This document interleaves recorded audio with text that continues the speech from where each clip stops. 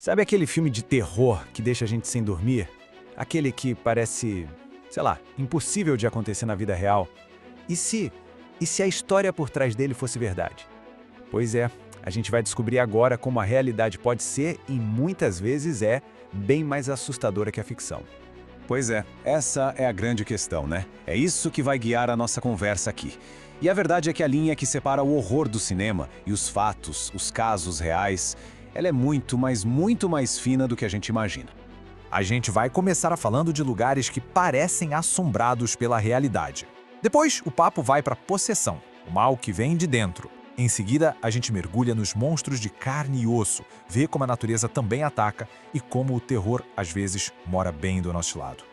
Então, para começar, vamos falar de lugares. Mas não é só ficção, não. A gente está falando de cenários de filmes que são, na verdade, personagens mergulhados num horror bem real. Bom, para começar, um clássico dos clássicos, Horror em Amityville. A história, muita gente conhece, né? Aquela família que se muda para a casa dos sonhos, só que o sonho vira um pesadelo que parece não ter fim, porque as paredes daquela casa, elas guardavam segredos terríveis.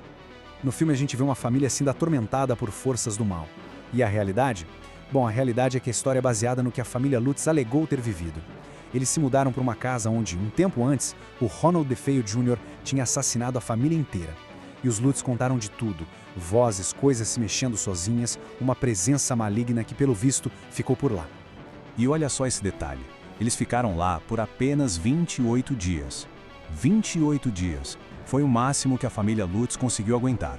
Pensa nisso, menos de um mês. Esse número, sozinho, já diz muita coisa sobre o terror que eles dizem ter passado ali. Basicamente, a casa expulsou eles. Agora, pulando para um sucesso mais recente, temos Invocação do Mal. Esse filme não só deu uns sustos de primeira, mas também colocou os investigadores paranormais Ed e Lorraine Warren de vez no mapa da cultura pop. No cinema, a gente vê a família Perron desesperada chamando os Warren para investigar a fazenda assombrada deles. Na vida real, bem, é exatamente isso. O filme é baseado num dos casos mais famosos e, segundo eles, bem documentados dos arquivos dos Warren. Não é só inspirado, sabe? É o relato do pesadelo que a família Perron viveu. Ok, a gente falou de casas assombradas.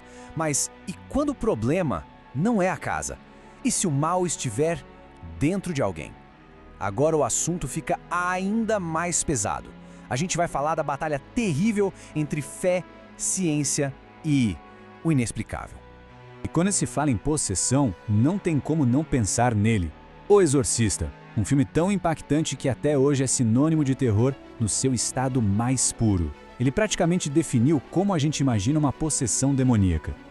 A história da Regan possuída é aterrorizante, mas a inspiração veio de um caso real, de 1949, o exorcismo de um menino conhecido como Roland Doe. Dizem que tudo começou depois que ele usou um tabuleiro Ouija. E olha, os relatos dos padres envolvidos descrevem coisas tão ou até mais perturbadoras que as cenas do filme.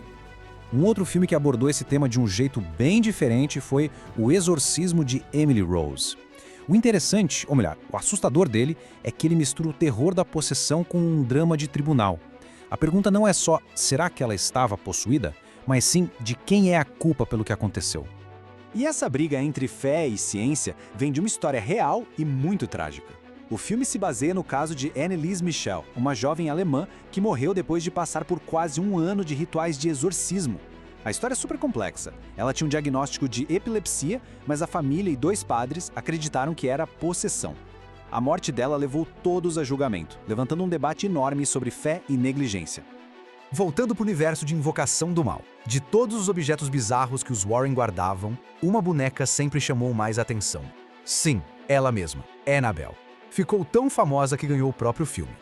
E a história real é curiosa. Primeiro, a boneca de verdade é uma Raggedy Ann, daquelas de pano. Foi um presente para uma enfermeira.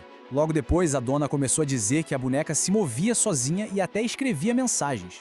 Foi aí que os Warren entraram na história, concluíram que algo não humano estava ligado à boneca e a confinaram numa caixa de vidro no museu deles, onde ela está até hoje.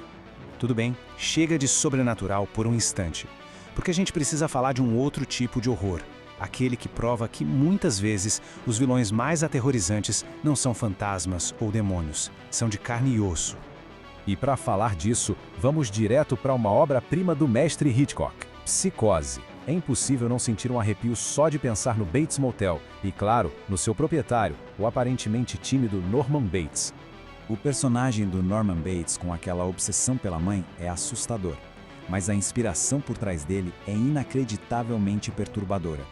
Ele foi inspirado em Ed Gein, um assassino e ladrão de túmulos de Wisconsin que fazia troféus com partes de corpos. As atrocidades que ele cometeu foram tão bizarras que parecem roteiro de filme, mas aconteceram de verdade. Vamos para outro tipo de monstro humano, agora com o filme Wolf Creek. Aqui, o cenário é o gigantesco e desolado Outback australiano. Um lugar lindo, mas que no filme vira o palco de um pesadelo muito realista. O que dá mais medo em Wolf Creek é que ele é baseado em crimes reais.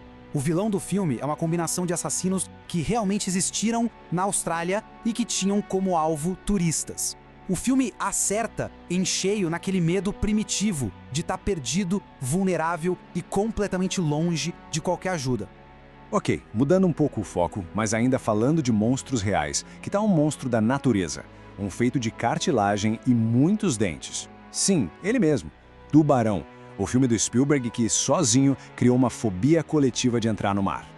E o filme foi inspirado por uma série de ataques que aconteceram de verdade em 1916, em Nova Jersey. Foi um período de pânico total. No primeiro dia, um ataque. 5 dias depois, outro. E no 12º dia, uma sequência de 3 ataques.